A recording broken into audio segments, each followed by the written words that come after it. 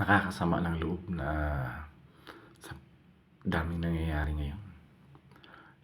Lipanan na naman yung mga adik, yung mga masasama yung loob.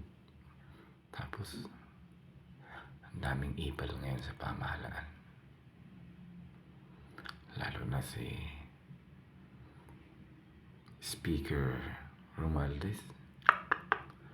Umanib na sa mga makakaliwang grupo.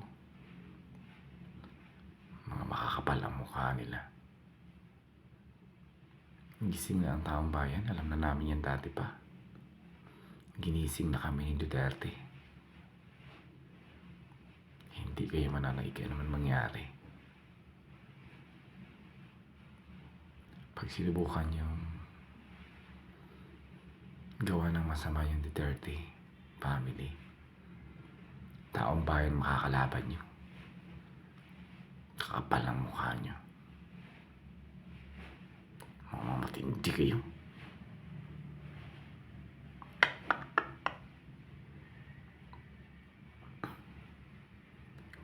Ang iba dyan ng mga ipal, kinamit nila yung Duterte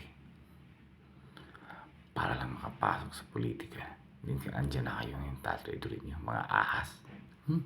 Kadiri kayo, mga PI kayo.